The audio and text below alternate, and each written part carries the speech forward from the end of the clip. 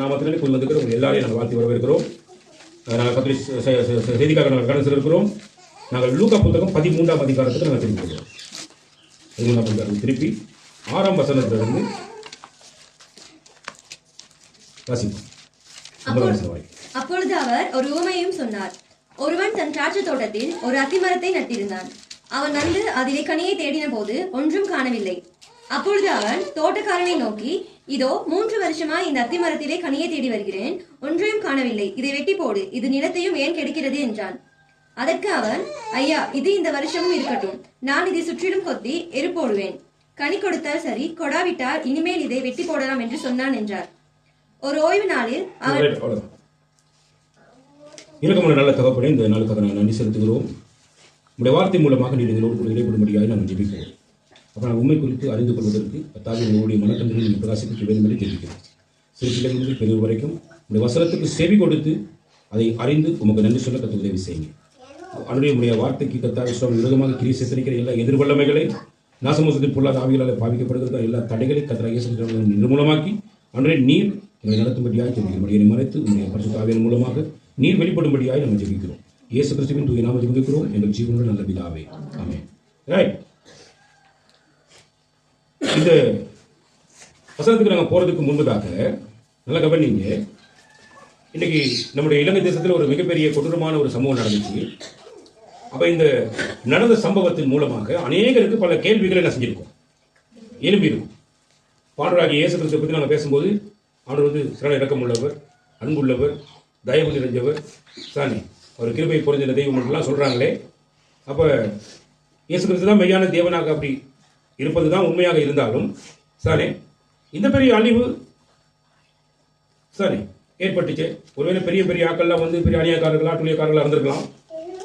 ஆனா பார்த்தா கிட்டத்தட்ட பாபா கிடைக்க இருந்தவங்க, பாபா கிடைச்சி பிள்ளைக்கு பால் கொடுத்துட்டு இருந்த தாய்மார்கள், இன்னும் பார்த்தீங்கன்னா நிறைய குழந்தை பிள்ளைகள் எல்லாரும் மண்ணுக்குள்ள குழந்தை எல்லாம் செத்து போய் கிடக்குது. எல்லாம் தோண்டி தூக்கி வைக்கும்போது இலைகள்ல பேப்பர்கள் சீட்டுகள்லாம் தூக்கி கெடுத்து வச்சுக்கிறாங்க. பார்க்க எங்களால் சகிக்க முடியலையே. இவ்வளவு பெரிய மிகப்பெரிய பயங்கரமான ஒரு செயலை செய்யக்கூடிய அளவுக்கு ஆண்டவர் அன்புள்ளவரா இல்லை அவர் அன்பு இல்லாத அறக்கரா அப்படின்னு சொல்லி ஒரு கேள்வி எல்லாருடைய இடத்துல என்ன பண்ணிருக்கோம் இருக்கும். இந்த பிள்ளைங்க கொஞ்சம் அம்மா இருக்கணும் சரியான குசும்பு. அப்போ கொஞ்சம் எல்லாம் இங்கே கவனிங்க சாரி. அப்பதான் உங்க எல்லாத்துக்கும் புரியும் நான் பேசுறது. காது கொடுத்து கேளுங்க சாரி.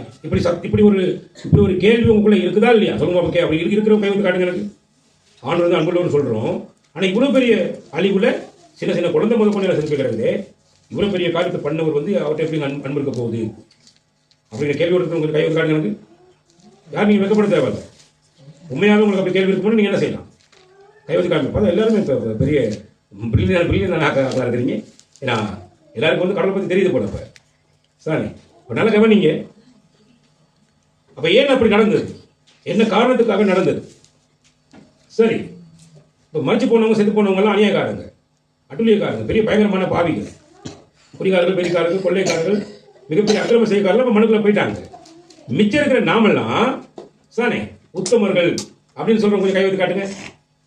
மிச்சம் உயிரோடு இருக்கிற நாங்கள்லாம் உத்தமர்கள், பாவம்னா எங்களுக்கு என்னன்னே தெரியாதுன்னு சொல்றவங்க கை வைத்து காட்டுங்க. ஏன்னா அது போல சிரிக்கிறீங்க. பாவனை எங்களுக்கு என்னன்னே தெரியாது, நாங்களாம் உத்தமர்களாக இருக்கிறோம், பரிசுத்தமர்களாக இருக்கிறோம். அதனால தான் எங்களுக்கெல்லாம் எந்த விதமான சேதம் இல்லாமல் என்ன பண்ணிட்டாரு வந்து உயிரோட வச்சுக்கிறாரு அப்படின்றத நாம சொல்லணுமா? கேளுமா இல்லைன்னா?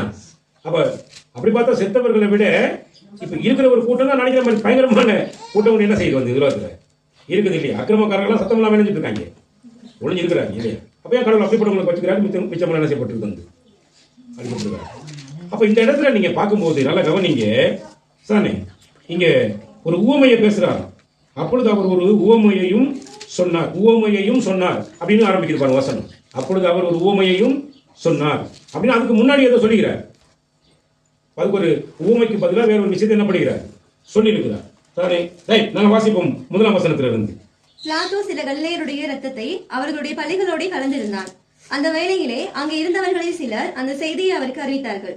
இயேசு அவர்களுக்கு பிரதியுத்தரமாக, அந்த கலிலேயருக்கு அப்படிப்பட்டவைகள் சம்பவித்ததினாலே மற்ற எல்லா கலிலேயரை பார்க்கிறோம் அவர்கள் பாவிகளாய் இருந்தார்கள் என்று நினைக்கிறீர்களோ? அப்படி அல்லவென்று உங்களுக்கு சொல்லுகிறேன். நீங்கள் மனம் திரும்பாமல் போனால் எல்லாரும் அப்படியே கெட்டு போவீர்கள். சீலோவாமிலே கோபுரம் விழுந்து 18 பேரை கொன்றது. எருசலேமில் குடியிருக்கிற மனுஷர் எல்லாரையும் அவர்கள் குற்றவாளிகளாய் இருந்தார்கள் என்று நினைக்கிறீர்களோ? அப்படி அல்லவென்று உங்களுக்கு சொல்கிறேன். நீங்கள் மனம் திரும்பாமல் போனால் எல்லாரும் அப்படியே கெட்டு போவீர்கள் என்றார். நல்ல கவனிங்க. பிளாத் என்றது வந்து நீங்க பாத்தீங்கன்னு சொன்னா இஸ்ரவேல் தேசத்தில் இருந்ததால இஸ்ரவேல் தேசத்தில் நடந்த சம்பவத்தை குறித்து நம்ம பேசப்படுகிறது நம்ம பார்க்கிறோம். ஒரு அரசனாக இருந்தான். பாத்தீங்கன்னு சொன்னா சில காரியங்களை வந்து ஜனங்களுக்கு எதிராக மிகப்பெரிய என்ன சொல்ற கொடூரமான பணிகளை வந்து அவன் பண்ணிட்டு இருந்தான். அப்ப அந்த காலகட்டத்தில் வந்து சதானே நிறைய பேர் வந்து என்ன பார்த்தீங்கன்னு சொன்னா இறந்து போனாங்க. இப்படி இருக்கிற நேரம் நிறைய பேர் நினைவு எப்படி இருக்கு அப்படின்னு பாத்தீங்கன்னா, இல்ல அவங்க எல்லாம் வந்து இந்த மாதிரி இறந்து போயிருக்கிறாங்க இயேசுவுக்கு பிரதித்திரமாக அந்த கலிலேயருக்கு அப்படிப்பட்டவைகள் சம்பவித்ததினாலே மற்ற எல்லா கலிலேயரை பார்க்கிலும் அவர்கள் பாவிகளாக இருந்தார்கள் என்று நினைக்கிறீர்களோ? சில சம்பவங்கள் நடக்கிறது. சாரி, ஒருத்தர் கோபுரம் ஒண்ணு அப்படி சாஞ்சி விழுந்து 18 பேர் நினைச்சிட்டாங்க, வந்து இறந்து போயிட்டாங்க. சாரி, அதனால செத்து போனவங்க எல்லாம் பாவிகள், அநியாயக்காரர்கள், அப்ப மீந்து இருக்கிற நாமெல்லாம் நல்லவர்கள் சொல்லி நீங்க நினைக்கிறீங்களா? அப்படிலாம் நீங்க நினைக்காதீங்க. 2 தடவை அவர் பேசுறாரு. எப்படி பேசுறாரு சொன்னா, நீங்கள் மனம் திரும்பாமல் போனால் எல்லாரும் அப்படியே கெட்டு போவீர்கள். நீங்கள் மனம் திரும்பாமல் போனால் எல்லாரும் அப்படியே கெட்டு போவீர்கள் அப்படின்னு சொல்லி 2 தடவை பேசுகிறார்.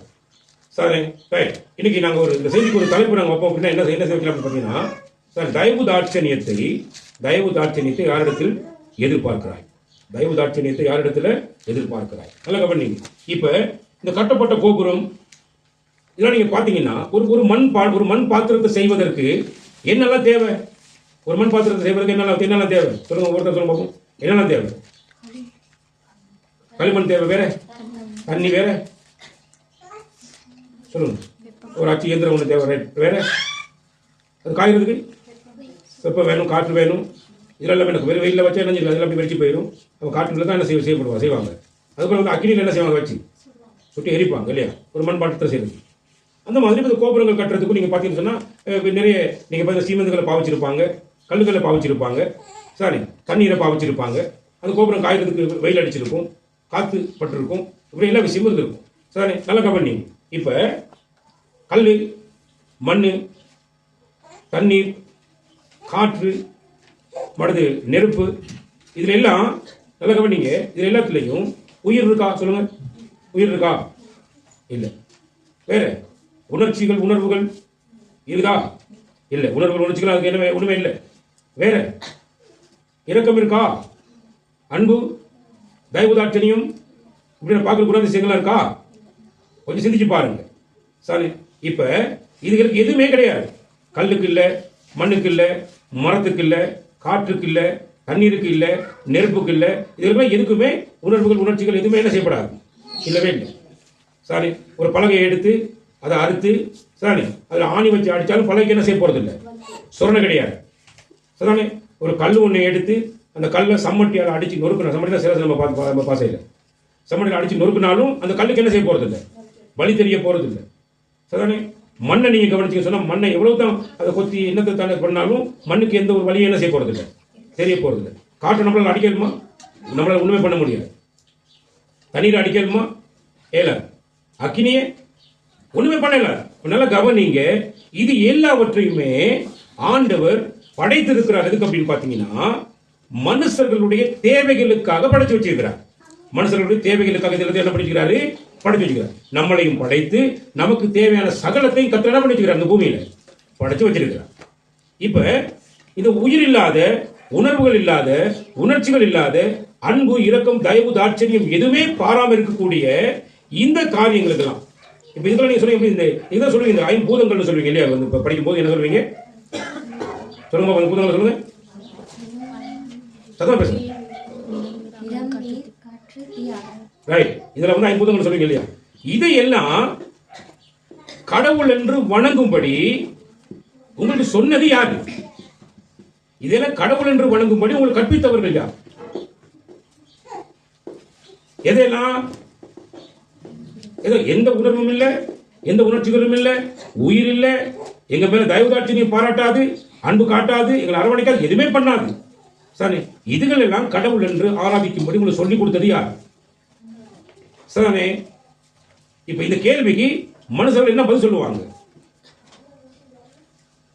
அப்போ பதில்கள் வேற மாதிரி இருக்கும். நல்ல கவனி. அப்ப இதெல்லாம் நீங்க கடவுள்னு நீங்க கும்பிட்டு வந்துருக்கீங்க. இதெல்லாம் கடவுள் கிடையாது.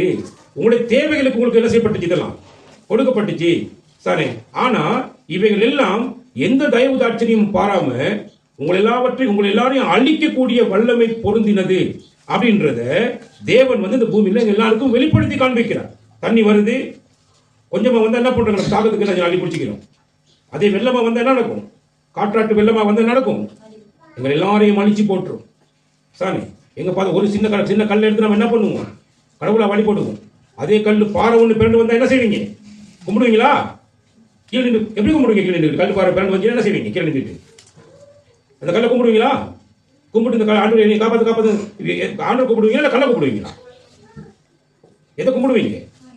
நல்லா கவனிங்க. சின்ன கல்லா இருந்தா நீங்க உங்க பாட்டு உங்க சேர்த்து வச்சு கும்பிட்டு இருப்பீங்க. Right, okay. இது பெரிய பாறையா வந்து என்ன செய்வீங்க?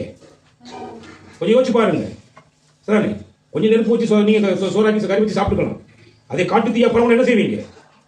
தீய கண்டு என்ன பண்ணிடுவீங்க? ஓடிடுவீங்க. தென்றலாக வந்தா என்ன பண்ணுவீங்க? அதை நீங்க சுவாசிப்பீங்க, ஆசையா போயிட்டு காத்துல போய் உட்காந்துருப்பீங்க. அதே புயலா வந்தா என்ன பண்ணுவீங்க? எங்க நான் போறது தெரியாம என்ன பண்ணிடுவீங்க? நீங்க உயிருக்கு பயந்து ஓடுவீங்க. சரிதானே? மரத்தை ஆணில அடிச்சு நீங்க என்ன செய்வீங்க? சிலுவையை வச்சு கும்பிடுவீங்க. அதே மரம் உங்க மேல சாஞ்சு உங்களை சாகடிக்கிறதுக்கு ஒரு மரத்தை நீ கும்பிடுவீங்களா? அந்த மரத்தை பார்த்து கும்பிட மாட்டீங்க. சரி, கொஞ்சம் யோசிச்சு பாருங்க. இந்த பிழைகள் எல்லாம் யார்கிட்ட இருக்கு அப்படின்னா, துன்மார்க்கன் தன் துன்மார்க்கத்தில் என்ன பண்ணுவானா அழிவான் என்று வேதத்தில் என்ன செய்யப்பட்டிருக்கிறது, சொல்லியிருக்கிறது. அதனால சொல்ல துன்மார்க்குடைய ஆலோசனை என்ன செய்யாது, கெட்ட மார்க்கத்தார்கள், கெட்ட சிந்தனையாளர்கள். தேவன் மனிதர்களுடைய தேவைகளுக்காக படைக்கப்பட்டவைகளை எல்லாம் அவன் கடவுள் என்று வழிபடுக்கும் அளவுக்கு என்ன பண்றான் அப்படின்னு பாத்தீங்கன்னா, தன்னுடைய சிந்தனைகளை மாத்திக்கிறான். அந்த சிந்தனைகளுக்கு ஏற்ற மாதிரி தனக்கு இருக்கிற அக்கம் பக்கம் எல்லாத்துக்கும் அவன் என்ன பண்றான், அதுக்கு ஆலோசனைகளை கொடுக்குறான், போதிச்சு புத்தி சொல்றான். இதுகளை கேட்டு மனுஷன் என்ன பண்றான்னா, இவங்க எல்லாத்தையும் கடவுள்னு சொல்லி வழிபட்டு உட்காந்துக்கிறான்.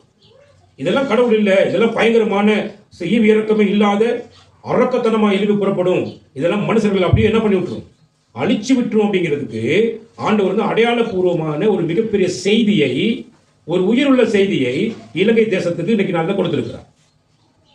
அப்படி கொடுத்துருக்கான்னு சொல்லுவாங்க. அலையில சொல்லுங்க பார்ப்போம். கொடுத்துருக்காங்க கடவுள் அப்படி, ரைட். அப்ப கருத்து கொடுத்திருக்கிறார். அப்ப இதை வச்சு நாங்க பார்க்கிற நேரம் இப்பயாவது எங்களுக்கு அறிவு வேலை செய்யணும். எப்படி அப்படியே ஆண்டவர் வந்து ஆண்டவராக இருக்கிறார், இவரெல்லாம் கடவுள் கிடையாது அப்படின்றது எங்களுக்கு என்ன வந்துடும், ஒரு பயம் என்ன செய்யுங்க எல்லாத்துக்குள்ளேயும் வந்து விட வேண்டும். ஆனா இன்னைக்கும் மக்கள் என்ன பண்ணிட்டு இருக்காங்க நினைச்சிட்டு இருக்கிறீங்க? இன்னைக்கும் மக்கள் கூட்டம் அதையத்தான் என்ன பண்ணிருக்கிறாங்க, செய்து கொண்டிருக்கிறாங்க. இந்த கோபுரம் சாய்ந்து விழும்போது அங்க 18 பேர் செத்தாங்களே அப்படின்னு கேட்கிறாரு. கேட்கும்போது சாரே செத்தாங்களே, அது கோபுரத்துக்கு உயிர் இருந்துச்சா? அது உயிர் இல்லையே. அதுக்கு இரக்கம் இருந்துச்சா? இல்லையே, ஒண்ணுமே கிடையாது. அது அப்படி என்ன செஞ்சு அந்த கோபுரத்தை கட்டினது யார்? நீங்க தான் கட்டினீங்க. கட்டின கோபுரம் உங்க மேல என்ன பண்ணிருச்சு, அது சாஞ்சி விழுந்து 12 பேர் கொண்டு போட்டுருச்சு. சரிதானே? அப்ப அந்த மாதிரி நாம எதையெல்லாம் செய்யறோமோ அது நமக்கு எதிராக என்ன பண்ணிடும், நமக்கு எதிராக எல்லாமே மாறி வரும் அப்படின்றத நீங்க பார்க்கக்கூடியதா இருக்கு. நல்ல கவனி. சாரே, கிட்டத்தட்ட 200 வருஷம் 300 வருஷத்துக்கு முன்னாடி சொல்லுவோமே, எங்களுக்கு தெரியாது. அந்த நாட்கள்ல வந்து பூமி வந்து உருண்டை வடிவத்தில் இருக்குங்கிறது யாருக்கும் தெரியாது. சரி, அது மாதிரி கிரகங்களுடைய அமைப்புகள்லாம் யாருக்குமே தெரியாது. இன்னைக்கு நீங்க கையில் வச்சுக்கிற ஸ்மார்ட் போனை எடுத்து கோல் மண்டலம்னு அடிச்சிங்கனாலே கோல் மண்டலத்தை குறித்து முழு விவரமும் போன்ல என்ன செஞ்சிடும், கொண்டு வந்து கொடுத்துரும். சதானே? அப்ப நீங்க அந்த காலத்துல இருந்த மனுஷர்கள், அறிவுல குறைந்தவர்கள் என்ன பண்ணாங்க அப்படின்னு பாத்தீங்கன்னா, சூரிய ஒளியை கண்ட உடனே சூரியனை நமஸ்காரம் பண்ணாங்க. சூரியன் என்ன பண்ணாங்க, நமஸ்காரம் பண்ணாங்க. அவங்க நினைச்சிட்டு இருந்தாங்க சூரியன் வந்து யாருன்னு, கடவுள்னு நினைச்சாங்க. ஆனா சூரியன் ஒரு கிரகம் என்பதை இந்நாட்கள்ல படிக்கிற பிள்ளைகளும் தெரியும். கிட்டத்தட்ட ஒரு குறிப்பிட்ட கால வருஷங்களுக்கு முன்னாடியே எல்லாத்துக்கும் புரிய வச்சுட்டார் கடவுள் வந்து. நம்ம எல்லாத்துக்கும் தெரியும். சந்திரன் வந்து பகவானா, சந்திரன் பகவானா, சூரிய பகவான், சந்திர பகவான் எத்தனை பேர் சொல்லிட்டு இருக்கோம். நம்ம பின்னுக்கு அப்படி தலையை முடிஞ்சு அப்படி உட்காந்து சார் தெரியாத மாதிரி. சாரி, ஆமாம்மா, ஏன்னா செய்த செஞ்சுட்டு நான் கதை பண்ணாம நல்லா மாதிரி உட்காந்துருக்கும். இப்போ நல்லா கவனிங்க. சூரியனை பார்த்து என்ன பண்ணணும், நம்ம சூரிய பகவானே நமஸ்காரம் பண்ணணும். சந்திரனை பார்த்து என்ன பண்ணணும், நமஸ்காரம் பண்ணணும். ஆனால் நாங்கள் படிக்கிற காலத்திலேயே சூரியன் சந்திரனை போயிட்டு யார் இறங்குனது போயிட்டு பகவான் உங்களுக்கு நீலாம்சம் போயிட்டு முதல்ல என்ன பண்ணிட்டான் போயிட்டு அதில் இறங்கிட்டான்னு சொல்றாங்க. சாரி, செவ்வாய் கிரகத்தை வச்சுட்டு இன்னைக்கு எதிரே பேருக்கு செவ்வாய் தோசம் அந்த தோசம் சொல்லிட்டு பைத்தக்காரன் ஆகிட்டு உட்காந்துக்கிறான்.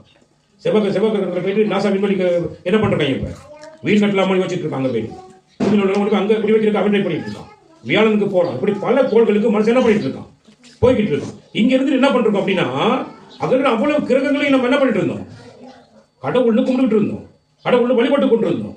நாங்க வழிபட்ட போது அதுக்குன்னு ஒரு சில பேர் என்ன பண்றோம் சாரி, பொய்யான தகவல்களை சாஸ்திரக்காரங்க மூலியமா கொடுத்து எல்லா மக்களையும் அதுக்குள்ள என்ன பண்ணிட்டு இருக்கிறோம், அடக்கி ஏமாத்தி வச்சிருக்கிறான். இங்க ஒரு புள்ள பிறந்தோடனே அந்த பிள்ளைக்கு என்ன முதல்ல என்ன பார்க்கறானோ என்ன நட்சத்திரத்தில் பிறந்துச்சு கண்டுபிடிக்கிறான். நட்சத்திரத்துக்கிட்ட ஒரு மனுஷன் என்ன செய்யறாரு? பிரயாணம் பண்ணல. அவன் ஆயுசு நாட்கள் முழுக்க போனாலும் என்ன செய்யறாரு? அவனுக்கு போய் முடியலாது. அவ்வளவு தொலைவில் கர்த்தர் அந்த நட்சத்திரங்களை வச்சிருக்காரு. ஒரு நட்சத்திரத்தினுடைய அந்த பரப்பளவை நீங்க பாத்தீங்கன்னா நம்ம குடியிருக்கிற இந்த பூமியை மாதிரி சுமார் 600 மடங்கு இருக்குமா. ஒரு மடங்கு 2 மடங்குலாம் இல்ல. எத்தனை மடங்கு பெருசு? 600 மடங்கு பெருசு இருக்குமா. ஒரு எரிக்கல் வந்தாலே மொத்த உலகத்தையும் காலி பண்ணி போடும். அவ்வளவு பெரிய லெவல் எரிக்கல் தான் நட்சத்திரங்கள். சாணி நட்சத்திரத்துக்கு பேர் வச்சிருப்பான். பேரை சொல்லி மக்கள் அதுல எல்லாம் ஏமாத்தி உட்கார வச்சிருக்கிறான். நாம இன்னைக்கு எங்க இருக்கோம் அப்படின்னா அந்த முட்டாள்தனத்துல தான் இன்னைக்கு வரைக்கும் என்ன பண்ணிட்டு இருக்கோம் இருக்கிறோம். அந்த மூலத்தனத்துல தான் இன்னைக்கு வரைக்கும் வாழ்ந்து கொண்டிருக்கிறோம். சாரி, நீ நல்லா கவனிங்க. நட்சத்திரம்ன்றது வந்து எரிக்கல், அது கடவுள் கிடையாது. அது கீழே வந்துச்சுனாலே உலகத்தை என்ன பண்ணி போடும்? நாசப்படுத்தி விட்டுரும். சாரி, இருக்கிற கோள்கள் எல்லாம் கோல் பண்றதுல அதனுடைய ஓடு பாதையில அழகா ஓடிக்கிட்டு இருக்கு. சாரி, அது ஒண்ணு அதுலயும் ஒண்ணு எசகு பசங்க என்ன பண்ணிருச்சு? வெளியே ஓடிடுச்சு. ஒளிவட்ட பாதை விட்டு என்ன பண்ணிச்சு? வெளியில போயிடுச்சு. என்ன கிரகம் வெளியே போயிருக்கு?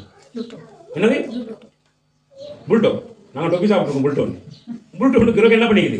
ஓடு பாதை விட்டு வெளியே போயிருச்சு. அப்போ மொத்தம் ஓடு பாதையில் எத்தனை இருக்குது? சூரிய குடும்பத்துக்கு எத்தனை கிரகம் போய் இருக்குது? மொத்தம் 8 இருக்குது. 8க்கு நவக்கிரகம் சொல்லலாமா? எத்தனை சொல்லலாம்? நவக்கிரகம் சொல்லலாம். 9 தான் நவக்கிரகம். இன்னைக்கு நவக்கிரக பூஜை சொல்லிக்கிட்டு நம்ம ஆளுக்கு என்ன பண்றோம் அப்படின்னா அதை எதை பண்ணிட்டு இருக்கிறாங்க? இங்க உட்காந்து ஒரு சில கூட்டம் அங்கதான் போகுது. போய் நவக்கிரக பூஜை பண்ணிட்டு வருது. நல்லா கவனிங்க. இதெல்லாம் தேவன் நாட்களையும் காலங்களையும் வருஷங்களையும் அறிந்து கொள்வதற்காக மனிதர்களுக்கு என்று மனிதனுடைய தேவைகளுக்கு என்று படைத்தது. அப்ப படைக்கப்பட்டதெல்லாம் மனிதர்களுடைய தேவைகளுக்காக கர்த்தர் படைத்தார். ஆனா படைக்கப்பட்டது அத்தனை படைப்புகளையும் மனிதன் தன்னுடைய தெய்வங்கள் என்று வழிபாட ஆரம்பித்தார். எப்படின்னு பாத்தீங்கன்னா, ஏமாத்துக்காரன் ஒருத்தர் இருந்தானா ஏமாறுறவன் என்ன செய்வான்? இருக்க மாட்டானா? ஏமாற்றுறவன் ஒருத்தர் இருந்தானா ஏமாத்துறவன் இருப்பான். ஏமாத்துறவன் ஒருத்தர் இருந்தானா ஏமாத்துறவன் கட்டாயம் இருப்பான். அப்ப ஏமாற்றுகிறவர்கள் நம்ம பூமியில எங்க பார்த்தாலும் நம்ம உலகத்துல எல்லா பக்கமும் இருக்காங்க. நம்ம ஏமாத்திட்டு தான் இருப்போம். அதனால அவன் சொன்னா, நீ துன்மார்க்குடைய ஆலோசனைக்கு நீ என்ன செய்யாத? செவி கொடுக்காத. அவன் நிக்கிற இடத்துல போய் நீ என்ன செய்யாத? நிக்காத. அவன் உட்கார இடத்துல போய் நீ உட்காராத. சானே, நீ என்ன பண்ணு? நீ கர்த்தருடைய வேதத்துல பிரியமா இருந்து இரவும் பகலும் அதை தியானிச்சு கொண்டு அப்படி சொல்லி ஆண்டவர் சொன்னார். நம்ம போய் என்ன பண்ணுவோம்? ஒரு வருத்தம் வந்தாலும் சரி என்ன செய்வோம்? போயிட்டு ஒரு துன்மார்க்கனுக்கு முன்னுக்கு போயிட்டு பாய போட்டு உட்காந்துருவோம். சாக்கு போட்டு உட்காந்துருவோம். அவன் என்னாலும் சொல்றான், அதை கேட்டு என்ன பண்ணிடுவோம்? அதை நம்பிக்கிட்டு வந்துடுவோம். சார் நல்லா கவனிங்க. இப்ப இன்றைக்கு இந்த பேரழிவு இலங்கைக்கு வருகிறதற்கான காரணவாளிகள் வந்து கடவுளா அல்லது மனிதர்களான்னு சொல்லி நீங்க கேள்வி கேட்டீங்கன்னா இதுல யார் காரணவாளிகள்? மனிதர்கள். ஏன்னா மனிதனுடைய அக்கிரமங்கள் பூமியில என்ன செஞ்சு போச்சு? பெருகி போயிருச்சு. சானே, இந்த சம்பவம் நடக்கிறதுக்கு முன்னாடி ஒரு கிழமைக்கு முன்னாடி ஒரு புத்த சிலையை கொண்டு போய் என்ன பண்ணிட்டாங்க? கொண்டு போய் வச்சு அதுல பெரிய சண்டையெல்லாம் வந்து திரும்ப கொண்டு போய் என்ன பண்ணிட்டாங்க? வச்சுட்டு சானே படு கேவலமான முறையில் தமிழர்கள் எல்லாம் பிடிச்சி ஏசுன பிக்கும் இருக்கிறார் இன்னைக்கு உயிரோட. நல்லா கவனிங்க. இப்படியான காரியங்கள் எல்லாம் இலங்கை தேசத்துல பண்ணிட்டு இருக்கிறாங்க. சானே, எங்க பாருங்க. சானே, இருக்கிற 10 குடும்பத்துல என்ன சரி தேவையா? தகரம் இல்லையா? சானே, அல்லது ஒரு வீட்டு குடியிருப்புகள் ஏதாவது பிரச்சனையா? அது கொஞ்சம் காசுகள் எல்லாம் சேர்ப்போம். எல்லாத்துக்கிட்டையும் வரிய வாங்கும். நம்ம மக்கள் தானே. இன்னைக்கு போய் பார்த்தீங்கன்னு சொன்னா இன்னைக்கு காலில இருந்து அந்த வரைக்கும் ஒரு சில கூட்டம் என்ன செஞ்சிருக்கு பார்த்தீங்கன்னா, ஆளுகள் மத்தியில் போயிட்டு நிவாரணம் கேட்டு தெரியுது. அது கொஞ்சம் காசுகளை சேர்த்து வீடுகள் உடஞ்சி போய் வெடிச்சு போயிருக்கிறவங்களுக்கு ஏதாவது வீடுகளை செஞ்சு கொடுப்போங்கிற எண்ணமெல்லாம் கிடையாது. ஆனா ஊருக்கு ஒரு கோயில் இருக்கும். அதை பெரிய கோபுரம் லெவலில் போய் கட்டுவாங்க. அதே கோபுரத்துக்கு ஒரு அசை வந்து சும்மா சரி உழுதிக்குன்னு வச்சுக்கோங்க. இங்க 12 பேர் செத்தது மாதிரி இங்க 10,000 பேர் என்ன பண்ணிடுவாங்க? செத்து போயிடுவாங்க. ஏன்? யாருக்கான அழிவுகளை கொண்டு வர்றது? மனிதர்கள் தான் என்ன பண்ணிருக்காங்க? தன்னுடைய வாழ்க்கையில செய்து கொண்டிருக்கிறாங்க. கடவுள் இதெல்லாம் என்ன செய்யறது இல்லை, செய்வது கிடையாது. நல்லா ஞாபகம் வச்சுக்கிறது. சரி, அப்படின்னா நாமெல்லாம் எதுக்கு இருக்கிறோம் அப்படிங்கிறதுக்கு ஆண்டு என்ன சொல்றோம் அப்படின்னா, நல்லா கவனிங்க. இன்றைக்கும் ஒரு நாளையும் நேரத்தை எங்களை கூட்டி கொடுத்துக்கிறாங்க. எதுக்கு அப்படின்னா, நாம எல்லாரும் மனம் திரும்ப வேண்டும். என்ன திரும்ப வேணும்? மனம் திரும்ப வேண்டும். நாங்கெல்லாம் மதவாதிகளாக மதங்களுக்குள்ள இருந்துகிட்டு மனுஷர்கள் சொல்ற எல்லா காரியங்களையும் நம்பி இதெல்லாம் கேட்டு கேட்டு நம்பிக்கிட்டு உட்கார்ந்து இருக்கிறோம். சரிதானே? காரணத்துக்கு இதே பண்ணிட்டு இருக்கிறோம். நல்ல கவனிங்க. இன்னைக்கு நல்ல கவனிங்க. எத்தனையோ பேருடைய செத்து பண்ணிக்க எத்தனை நாள் நினைக்கிறீங்க? வெள்ளிக்கிழமை செத்து போனாங்க. இன்னைக்கு எத்தனை நாள் நினைக்கிறீங்க? 8-9 நாள் ஆயிடுச்சு. யாருக்கு யார் 8 கும்பிட்டது? இல்லை யாருக்கு யார் 16 கும்பிட்டது? செய்யணும்னு நினைக்கிறீங்களா? ஏன்னா இன்னும் செத்து போனது யாருன்னே தெரியாது. சரிதானே? உள்ள போன ரோட்ல கிட்டத்தட்ட ஒரு பஸ் மட்டும் இல்லை, பஸ்ல இருந்து லோரியில இருந்து பஸ்ல இருந்து வேனு காரணி எல்லாம் ஒரு செக்ஷன் அப்படியே போயிட்டு நினைச்சிட்டு கீழே குறைஞ்சி போச்சு. தோண்டி தோண்டி எடுத்துட்டே இருக்கிறாங்க. பொண்ணுங்கள் வந்த ஒண்ணமா இருக்குது. யார் கெட்டு கும்பிடுறது? சாரி, இப்போ நம்மளாம் வீட்டில் இருந்துட்டு என்ன பண்ணிருக்கோம்? நம்ம வீட்டில் ஏதாவது நடந்துச்சுன்னா உடனே 8 கும்பிடுறது, 12 கும்பிடுறது, பெரிய நம்ம ஒரு பெரிய பெரிய பெரிய விழா கட்டி உட்காந்துருக்கோம். சாமி, இதில் எவ்வளவு பொய்யான காரியம் என்பது இந்த மாதிரி விஷயங்களை கண்டுபிடிக்கணும். மனசை கண்டுபிடிக்கணும். நம்மகிட்ட எவ்வளவு தவறுகள் இருக்குங்கிறது என்ன செய்யணும், நம்ம கண்டுபிடிக்க வேண்டும். சரி, நல்ல கவனி. உயிரோட இருக்கிறவனுக்கு பரலோக ராஜ்யத்தை குறித்து படிச்சு கொடுக்க மாட்டான். உயிரோட இருக்கிறவனுக்கு சொர்க்கம்னா எப்படிங்கிறது என்ன செய்ய மாட்டான், படிச்சு கொடுக்க மாட்டான். செத்து போன பணத்தை வச்சுக்கிட்டே சொர்க்கம் போ, கைலாசம் போ, வைகுந்தம் போ, அருணாசலம் போன்னு அனுப்பிட்டு இருப்பான். நல்ல கவனிங்க. சரிதானே? உயிரோட இருக்கிறவனுக்கு சொல்லிக் கொடு. சொர்க்கம்னா என்ன, அங்க யார் இருக்கிற, சொர்க்கத்தில் யார் இருக்கிறது? ஏசப்பா இருக்கிறார். அங்க ஏசப்பா உன்னை நேசிக்கிறார். உன்னை நேசித்தனுடைய அடையாளத்தை அவர் அதிகமாக காட்டியிருக்கிறார். உனக்காக தன் ஜீவனை கொடுக்க முடியாது, அந்த உலகத்தில் வந்து உனக்காக ஜீவனை கொடுத்தார். உன்னுடைய பாவம் மன்னிக்கப்பட வேண்டும் என்பதற்காக. பாவம் மன்னிக்கப்படாட்டி யாரும் பரலோகத்துக்கு என்ன செய்யறாங்க, போக முடியாது. சரி, அப்ப என்ன நடக்க அப்படின்னா, உயிரோடு இருக்கிறவனுக்கு சொல்லி கொடுக்க மாட்டாங்க சொர்க்கம்னா என்ன அப்படின்னு.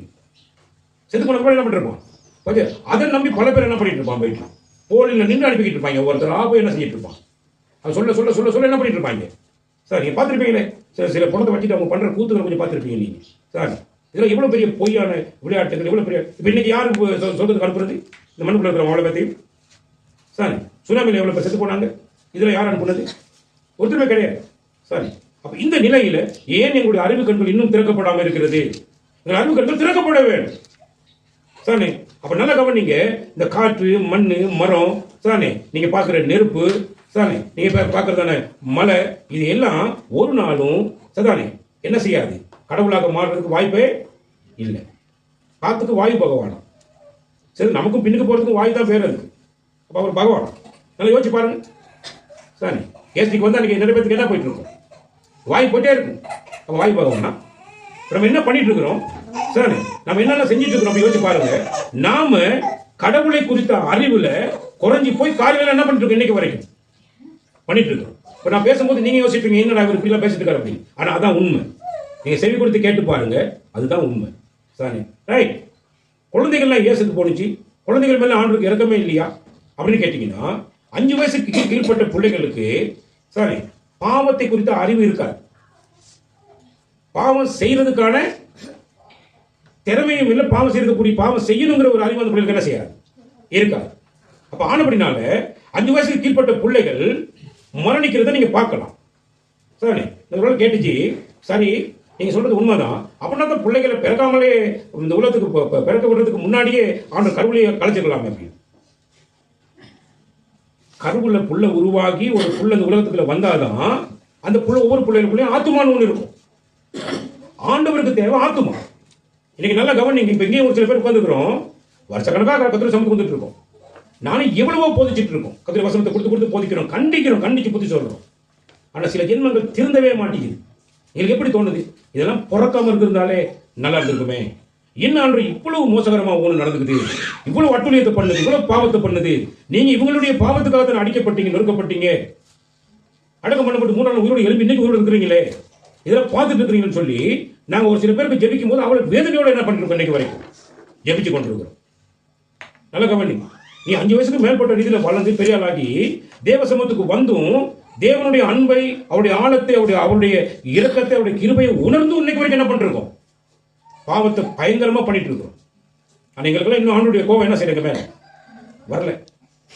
அப்ப ஆத்துமா எங்கடான்னு பார்த்தா, இங்க உட்கார்ந்து கொஞ்சம் பேர் ஆத்துமாக்கள் உட்கார்ந்து இருக்குது. இந்த ஆத்துமாக்கள் ஆண்டுடைய பார்வையில பார்த்தீங்கன்னா ரொம்ப பெரிய போராட்டமா இருக்குது. இதை விட குழந்தை பிள்ளைகளுக்குள்ள இருக்கிற ஆத்துமாக்கள் எல்லாம் ஆண்டு என்ன பண்ணுவார் அப்படின்னு பார்த்தீங்கன்னா, 5 வயசுக்கு கீழ்பட்ட பிள்ளைகளுடைய ஆத்துமாக்கள் எல்லாம் ஆண்டவர் தன்வசப்படுத்திடுவார். ஆத்துமாக்கள் வந்து தேவனத்துக்கு போகணுமா இருந்தா அந்த ஆத்துமாக்களை தாங்கி இருக்கக்கூடிய அந்த சரீரம் என்ன செய்யணும், இந்த பூமியில மனுஷனுக்காக ஆண்டு ஆத்துமாவை படைச்சாரா இல்ல ஆத்துமாவுக்காக மனுஷனை படைச்சாரா? கேள்வி கேள்வி போய் சொல்லுங்க. நீங்க தண்ணி கொஞ்சம் வச்சுக்கணுங்கிறதுக்காக வேண்டி தான் நீங்க பானை ஒன்று செஞ்சு வச்சுக்கிறீங்க, சோறு கொஞ்சம் ஆக்கணுங்கிறதுக்காக வேண்டி தான் நீங்க பானை வச்சுக்கிறீங்க. நான் பேசுறதுல புரிஞ்சு கொள்ளுங்க. தேவனுடைய ஆத்துமாவை சதானே இந்த பூமியில உலாவ விடுவதற்காக மனிதன் என்னும் நம்ம எல்லாத்தையும் ஆண்டவர் மண்ணினால் என்ன பண்ணாரு, படைச்சார். எதுக்கு அப்படின்னா, படைச்சதுக்கு பின்பதாக தான் அவர் நாசில என்ன செய்யறாரு, சுவாசத்தை ஊதுறான், மனுஷன் ஜீவ ஆத்துமாவானான். அப்ப ஆத்துமாவுக்காக தான் ஆண்டவர் எங்களை எல்லாத்தையும் என்ன பண்ணிருக்கிறார், மனுஷர்களாக படைச்சு வச்சிருக்கிறார். மனுஷர்களாகி எங்களுக்காக ஆத்துமாவை என்ன செய்யல. அப்ப எது முக்கியம் சொல்லுங்க, எது முக்கியம்? எப்படி ஒரு பானை நாங்கள் எடுத்துட்டு நாங்கள் பாவிச்சு நம்ம கழிவு கனமா வைக்கிறோமோ, அது மாதிரி எங்களுடைய சரீரத்தையும் மட்பாண்டத்தையும் நாங்க பரிசுத்தமாயும் கனமாயும் நாங்கள் ஆண்டு கொள்ள வேண்டும். வேதம் அப்படித்தான் சொல்லுகிறது. கனமாயும் பரிசுத்தமாயும் ஆண்டு கொள்ள வேண்டும். இன்னைக்கு சமைச்சிட்டு நாளைக்கு சமைக்காத அதே சட்டியில் கறி வைப்பீங்களா? இன்னைக்கு ஆக்கி நாளைக்கு அதே சட்டில் ஆக்கிடுவீங்களா? சுத்தப்படுத்த வேணும், பரிசுத்தம் இருக்க வேணும், கனம் இருக்க வேணும். அதை எப்படி பாதுகாக்க வேண்டியங்கிற ஒரு பொறுப்பு இருக்க வேணும். அதான் அவன் சொல்றாரு இல்லையா, நீங்க பாருங்க 1 தெசலோனிக்கேயர் புத்தகம் 4ஆம் அதிகாரத்தினுடைய வசனம் சொல்லுது பாருங்க. எப்படி நாங்கெல்லாம் மட்பாண்டமாக நாங்கள் எப்படி வச்சுக்கணும், சிரத்தை பரிசுத்தமாயும் கனமாயும் வச்சுக்கொள்ள வேண்டும். வசந்த வாசிங்க அப்படி. உங்களில் அவனவன் தன் தன் சரீர பாண்டத்தை உங்களில் அவனவன் தன் தன் சரீர பாண்டத்தை பரிசுத்தமாயும் கனமாயும் ஆண்டு கொள்ளும்படி அறிந்து அறிவு இருக்க வேணும். சார் இந்த பூமியில் இருக்கிற நாம் எல்லாரும் மனிதர்களாக இருந்தாலும் எங்களுக்குள்ள இருக்கிறது தேவனுடைய ஆத்துமா இருக்கிறது, தேவனுடைய சுவாசம் அங்கே ஊதப்பட்டிருக்கிறது. அதனாலதான் மனுஷனுக்குள்ள ஆத்துமா இருக்கிறது. மிருகங்கள் பறவைகளுக்கெல்லாம் தேவன் ஆத்துமாவை என்ன செய்யல, கொடுக்க இல்லை. அதுக்கு உயிர் மட்டும் தான் இருக்கு. நமக்கு தான் உயிரும் இருக்கு, ஜீவனும் இருக்கு, ஆத்துமாவும் நமக்கு மனுஷன் மட்டும் தான் இருக்கு. அப்ப நாங்கள் கனப்படுத்தப்பட வேண்டியவர்கள், பரிசுத்தமாக ஆண்டு கொள்ள வேண்டும், ஆண்டு கொடுக்கிறாங்க, அறிஞ்சு செயல்பட வேண்டும். அப்ப அதுக்கு தான் சொல்ல, நீ உன்னுடைய சரத்தை நீ வீணாக்காத. ஏன்னா உங்க சரத்துல யார் வாசம் பண்றது? பரிசுத்த ஆவியானவர் வாசம் பண்றார். உங்களுக்குள்ள சுவாசத்தை ஊதினவர் யார்? பரிசுத்த ஆவியானவர், பரிசுத்த தேவன் ஊதி இருக்கிற அவருடைய சுவாசத்தை ஊதி. அப்ப உங்களோட சரீரம் எல்லாம் அவருடைய ஆலயங்களாக இருக்கிறோம். நம்ம எல்லாரும் இந்த ஆலயத்தை நம்ம கெடுத்துடக்கூடாது. இதுல தான் குடிச்சு வெறிச்சு தேவையில்லாத அட்டகாசம் எல்லாம் பண்ணி விபச்சாரம் விசித்தனம் சொல்லி சகலத்தையும் பண்ணி போய் புத்தகத்தில் பண்ணி நம்ம என்ன பண்றோம், நம்ம சாக்கடை ஆக்கி வச்சுட்டு இருக்கோம்.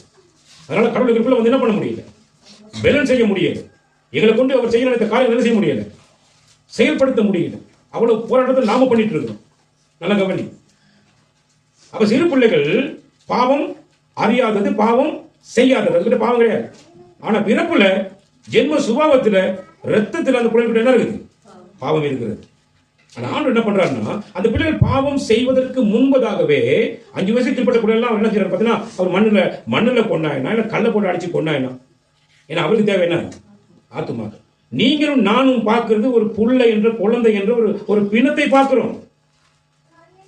மண்ணுக்கு போக வேண்டிய மண்ணை பார்க்கிறோம், குப்பைக்கு சேர வேண்டிய குப்பையை பார்த்துட்டு இருக்கோம். இதை பார்த்து நாம தலையில் அடிச்சுக்கிட்டு மார்படிச்சு கத்தி கிடக்கிறோம். ஐயோ இறக்க முடியாத ஆண்டவரே, கொஞ்சமாவது உங்களுக்கு இறக்கம் இல்லையா, உங்களுக்கு கண்ணு இல்லையா, உங்களுக்கு காது இல்லையா, மூக்கு இல்லையா, வாயில நினைஞ்சிட்டு இருப்போம். ஆனா நாம செஞ்ச மண்பாண்டத்துல எல்லாம் கண்ணு மூக்கு வாயில நினைஞ்சிட்டு இருக்கு.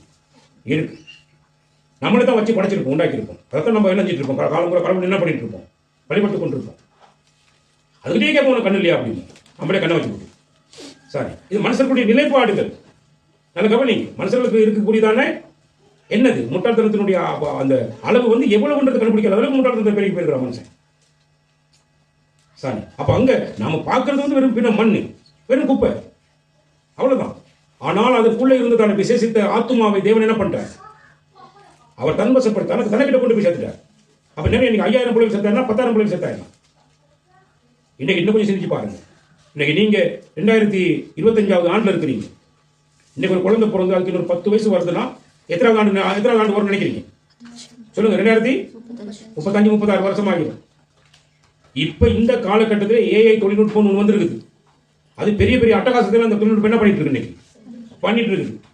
சரிதானே? இப்பயே 10 வயசு 12 வயசு பையன் பாக்கு போயெல்லாம் போட்டுக்கிட்டு பெரிய ஐயாசிக்காரனா தெரிகிறான். மூஞ்சி தெரியாத அளவுக்கு முடிய வளர்த்து வச்சிருக்கிறான். சரிதானே? அவ்வளவு படு மோசமான நிலையில் இருக்கிறான். நீ இன்னும் 2035 ஆண்டுல நீ ஒரு பிள்ளை பெற்று அந்த பிள்ளை 35 வயசுல 35வது ஆண்டுல நிக்கக்குள்ள அந்த பிள்ளை என்ன பண்ணணும் அப்படின்னா 10-12 வயசுல பிள்ளைகளை பெற்று கொண்டாந்துருவாங்க. அந்த அளவுக்கு படு மோசகரமான ஒரு நிலைப்பாடு என்ன பண்ணிட்டு உலகத்துல. சரிதானே? போதை வஸ்துகளும் ட்ரக்ஸுகளும் அவ்வளவு பெருகி இருக்குது நாட்டுக்குள்ள. டோஃபி முதற்கொண்டு எல்லாத்துலயும் ட்ரக்ஸை கொண்டாந்துட்டாங்க இன்னைக்கு. சில பேர் சொல்ல நாங்கள் சாப்பிட்ற வெள்ளை சீனிலையும் போதைகளை கலந்துருக்கோம் அப்படின்றான். அது எவ்வளவு உண்மை எனக்கு தெரியாது. சரிதானே? அடுத்த நாள் சிகப்பு சீனி வாங்கி சாப்பிடுறது. ஏன்னா வெள்ளை சீனில் அதெல்லாம் கலக்குறாங்க. பீச்சிங் பவுடர் போட்டு தான் என்ன செய்யறாங்க, சீனியை வெள்ளையாக்குறாங்க. அப்படிலாம் கதைக்கிறான். உண்மை எனக்கு தெரியாது. அப்போ சீனி போயிட்டு போனால் தான் எனக்கு தெரியும். நல்லா கவனி. இவ்வளவு பயங்கரமா போயிட்டு இருக்கு. சார், இன்னைக்கு தாய்மார்களுக்கு தன்னுடைய பிள்ளையை கண்டிக்க முடியல, தகப்பன்மார் கண்டிக்க முடியல. 10 வயசுல அது என்ன இருக்காது சார், பறக்க ஆரம்பிச்சிருக்கு. என்ன அட்டூழியம் பாருங்க. துஷ்ட பிள்ளைகளாக, துஷ்ட மிருகங்களாக என்ன பண்ணிட்டு இருக்கு பிள்ளைகள் நடந்து கொண்டிருக்கு. ஒருவேளை கர்த்தர் செய்த இந்த காரியத்தை நீங்க பாத்தீங்கன்னா, நாளைக்கு அவன் துஷ்டனா வரப்போறான், இவன் பயங்கரமான ஆளா வரப்போறான்றது அவனுக்கு தான் தெரியும். அவர் தான் தாயின் கருவிலே தோன்றும் முன்பதாகவே என்ன பண்ணிக்கிறார் 130 சங்கீதம் தானே என்ன சொல்லிக்குது, என் கருவிலே என் தாய் கற்பனை காப்பாத்தினாரு, என் கருவை உன் கண் கண்டு சொல்லுங்க, உம்முடைய கண்கள் கண்டது என் அவயவங்களில் ஒன்றாகிலும் என் அவயவங்களில் ஒன்றாகிலும் உருவேற்படும் முன்பதாக. அதெல்லாம் உங்க புத்தகத்தில் என்ன செய்யப்பட்டிருந்துச்சு, எழுதப்பட்டிருந்தது. ஏன்னா ஆண்டவருக்கு தெரியும் இவன் போய் வளர்ந்தா இவெல்லாம் பண்ணுவான் அப்படின்னு தெரியும். ஒருவேளை நல்ல கவனிங்க, ஆண்டவர் 2 விதமான நன்மைகளை பண்ணிக்கிறார். எப்படி? அது ஒருவேளை இருந்தாலும் பெரிய பெரிய துஷ்டராகிடுவான், பயங்கரமான பிரச்சனை நாட்டுக்குள்ள கொண்டாந்துருவான். அப்ப கடவுளுடைய காரியங்கள்ல அவர் எப்பயுமே நன்மைகளை மட்டும்தான் அவர் என்ன செய்வார். அவர் பிள்ளைகள் செத்து போச்சு, பிள்ளைகள் எல்லாம் தேவன் கொண்டு விட்டாரு. அப்ப அவர் இரக்கம் உள்ளவர். இப்ப சொல்லுங்க, அவர் இரக்கம் உள்ளவரா இல்ல இரக்கம் இல்லாதவரா? அவர் இரக்கம் உள்ளவர். அது 100% உண்மை. இன்னைக்கு ஒரு சில தாய்மார்கள் ஐயோ இவன் புறக்க மருந்து நல்லவன் தலைநாட்டி வர்றாங்க. அந்த அளவுக்கு பட்டு பயங்கரமான மோசமான கருத்தை இந்த ஆண்டுல செஞ்சுட்டு இருக்காங்க. இன்னும் 10 வருஷம் போன நிலைமை என்ன அவங்க யோசிச்சு பாருங்க. இன்னும் 15 வருஷம் போன என்ன நிலைமை அவங்க யோசிச்சு பாருங்க. சரி, அவ்வளவு பயங்கரமான காரியங்களை இந்த உலகத்தில் சந்திக்க வேண்டிய சூழ்நிலை என்ன செய்ய ஏற்பட்டு. அது ஆண்டு பிள்ளைகளை கொண்டாரு அப்படின்னு சொல்லி யோசிக்காதீங்க. சுனாமியில பல ஆயிரக்கணக்கான பிள்ளைகள் செத்துச்சு.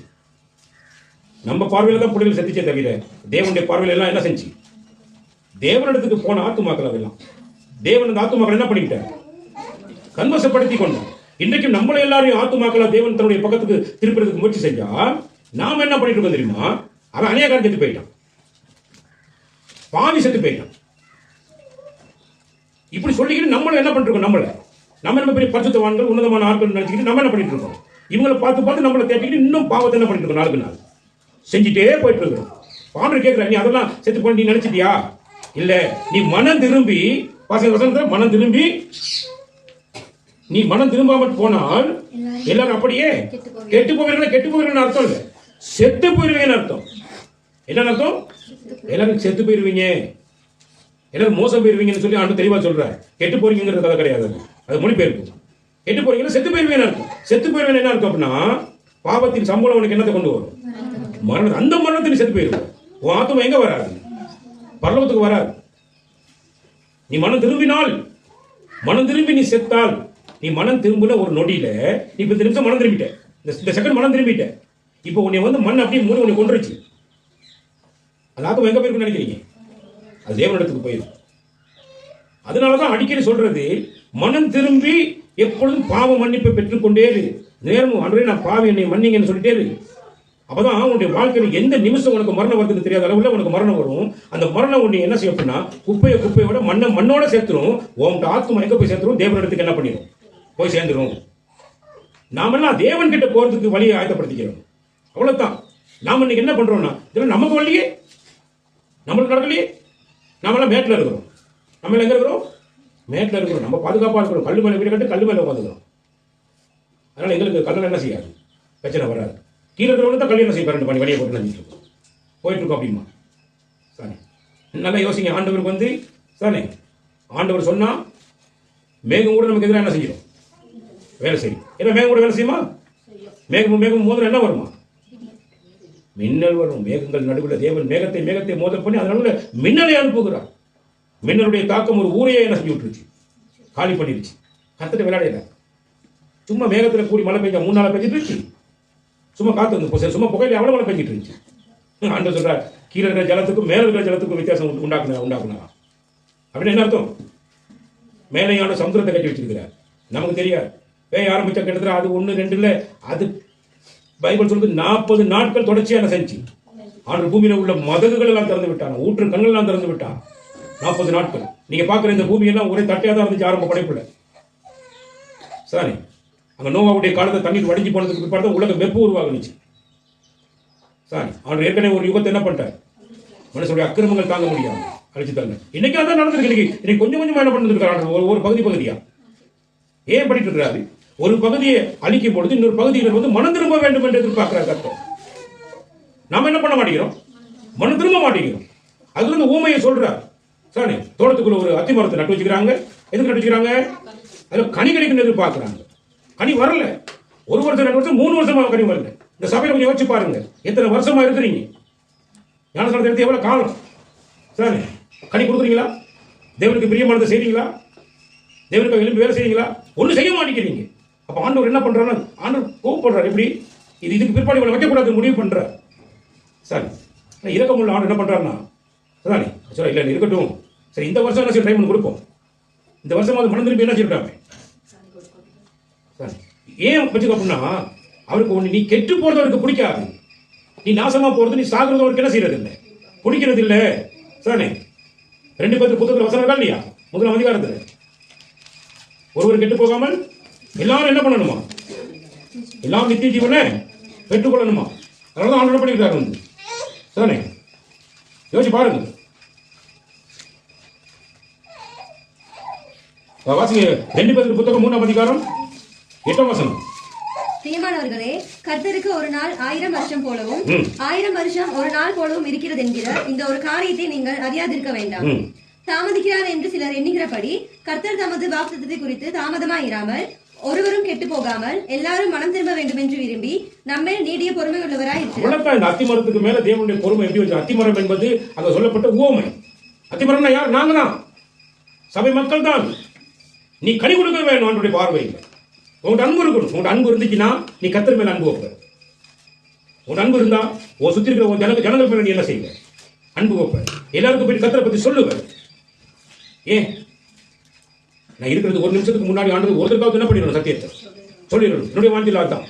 கடைசி மூச்சு என்னை விட்டு பிரியும் போது அந்த ஒரு நிமிஷத்துக்குள்ள ஒருத்தருக்காக என்ன பண்ணி போடணும்? சத்தியத்தை நான் சொல்லி போடணும். இதான் என்னுடைய விருப்பம்.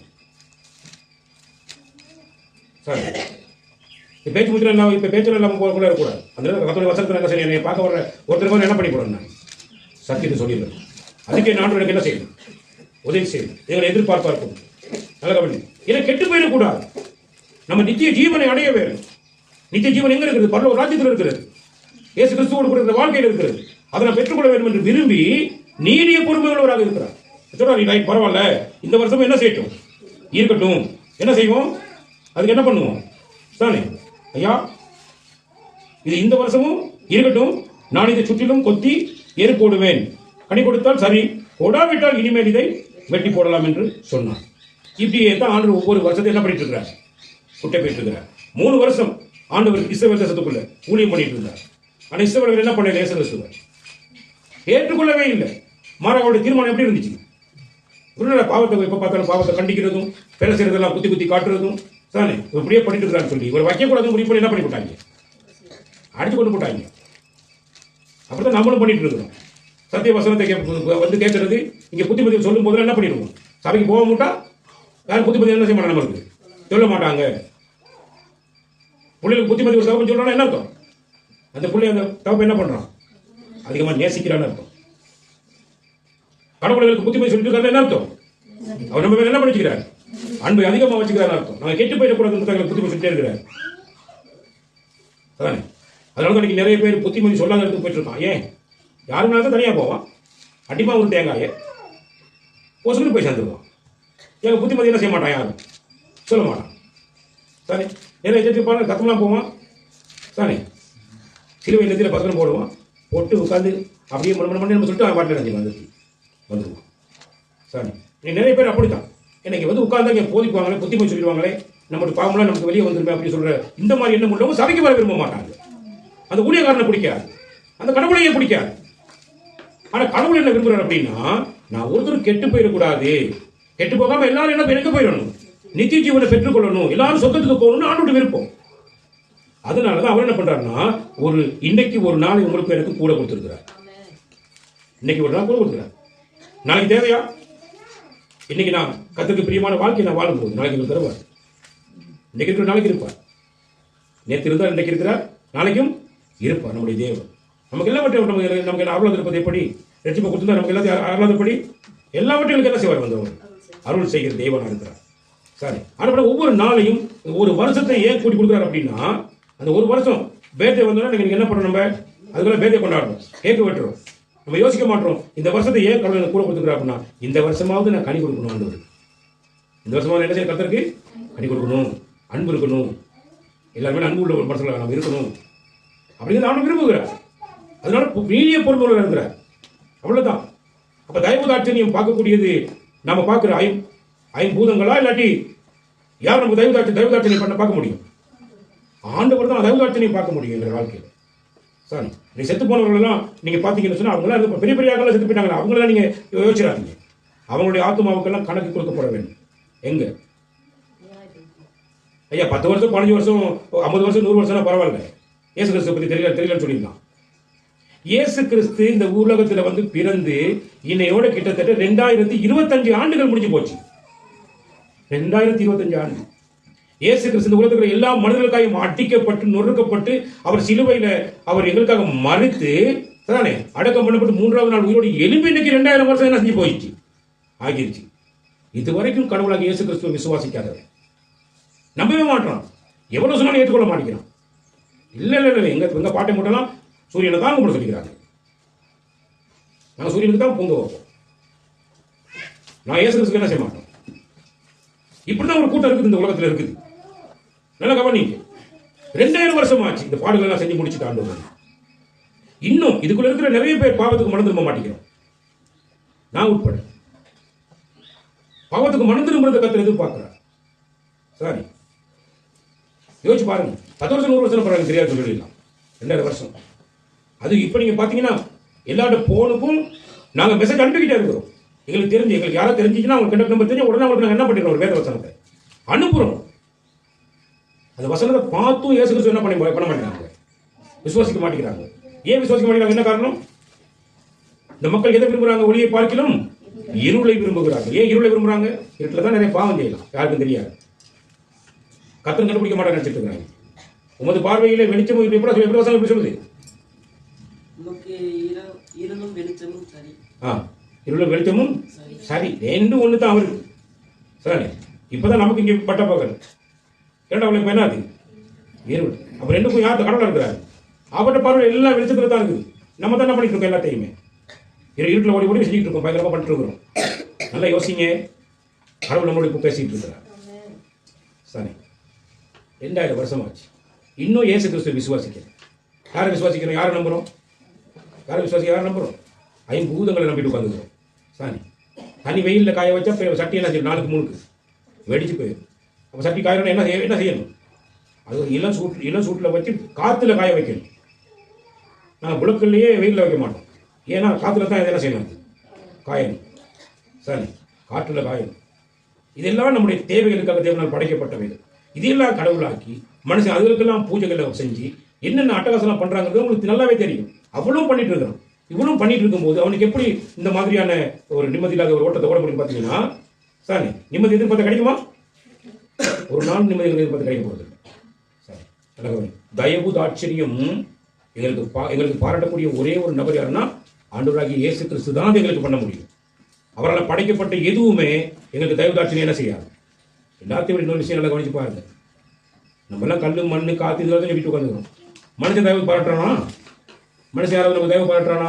நம்ம பெற்ற பிள்ளைகளே நம்ம என்ன செய்ய தூக்கி காலை வாரி வீசிட்டு போயிடுது.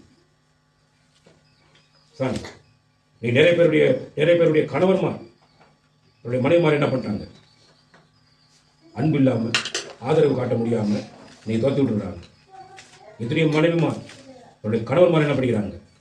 இதே மாதிரி பண்ணிக்கிறாங்க.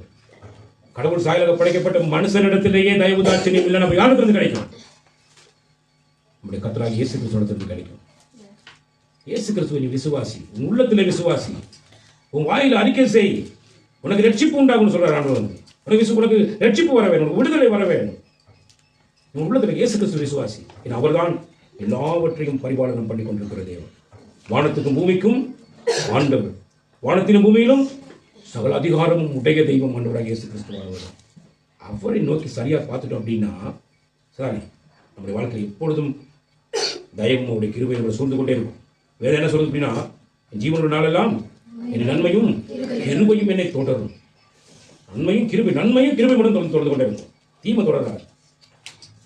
சரி, இயேசு கிறிஸ்து நோக்கி பாருங்க, அப்புறம் நீங்க எல்லாரும் விளைப்பீங்க. நடந்த சம்பவம், இலங்கையில் நடந்த சம்பவம், இப்போ உயிரோடு இருக்கிற நாம் எல்லாரும் மனம் திரும்ப வேண்டும் என்று தான் ஆண்டு செஞ்சு வச்சுக்கிறார். அதை பார்த்து நீ மனம் திரும்பு. சரினா இன்னைக்கு பிற்பாடு நல்ல கவனிங்க. இந்த மாதிரி நாமளே சில விஷயங்களை பண்ணிட்டு நாமளே செஞ்சுட்டு இதெல்லாம் தூக்கி வீசிட்டு கடவுளை என்ன செஞ்சிருவோம்? பிடிச்சிருவோம். ஏசப்பா நீங்க தான் மெய்யான தேவன் உடனே பிடிச்சிருவோம். ஆய்வுள்ளவர்கள் கடவுள் பேசுற வார்த்தையை கேட்டவர்கள் உடனே கீழ்ப்படிவோம். கத்திருக்காங்க. ஒரு நிமிஷம் நீங்க கொடுத்துருக்கீங்க, உடனே மனம் திரும்புறேன். இனிமேல் எந்த பாவம் என்ன செய்ய மாட்டாங்க. நீங்க படைத்ததெல்லாம் உங்களுடைய படைப்பு, நாங்களும் உங்களுடைய படைப்பு. நீங்க தான் எங்களை படைத்தது, நீர் தான் எங்களை ஆளுகை செய்கிற தேவன். அப்ப நீர் தான் மெய்யான தேவன் சொல்லி இயேசு கிறிஸ்துவை நோக்கி யார் ஒருத்தர் என்னது முட்டிடுறாங்களோ அவங்களுக்கு ஆளுடைய கிருபை என்ன செய்யும்? கிடைக்கும். தானே. எந்த பொருளையோ எந்த மனிதர்களையோ நீங்கள் தயவுதாட்சணியத்தை எதிர்பார்க்க முடியாது இயேசு கிறிஸ்துவ தவிர. மனம் திரும்பினால் நீங்கள் மனம் திரும்பாம போனீங்கன்னா என்ன செய்வீங்க? செத்து போயிடுவீங்க. கெட்டு போயிடுவீங்க. என்ன அர்த்தம்? செத்து போயிடுவீங்க. மனம் திரும்பினால் எங்களுக்கு எல்லாத்துக்கும் என்ன உண்டு? நித்திய வாழ்வு உண்டு. அதுதான் ஒருவரை மாசு இருப்பார். ஆமென்.